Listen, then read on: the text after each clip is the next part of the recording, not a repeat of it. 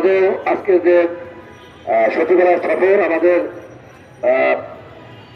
শিক্ষা উপদেষ্টা এবং শিক্ষা সিনিয়র সচিব মহোদয়ের সাথে আলোচনা করা হয়েছে। বলেছে আমরা উভয় জায়গা থেকে অত্যন্ত আন্তরিক এবং পজিটিভলি আমরা আনসার পেয়েছি।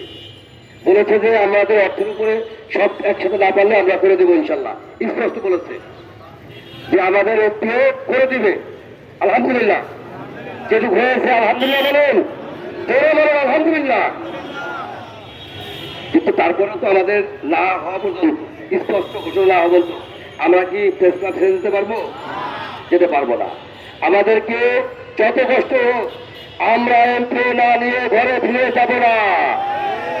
এখানে এসে মাননীয় শিক্ষা উপদেষ্টা অথবা শিক্ষা সচিবকে অথবা টেলিভিশনের মাধ্যমে ঘোষণা দিতে হবে শিক্ষা প্রতিষ্ঠান এমপি বা শিক্ষা প্রতিষ্ঠান এমপি করতে হবে। এই ঘোষণা পর্যন্ত আমরা প্রেস ক্লাব ছেড়ে যাব না। সকলকে ধন্যবাদ।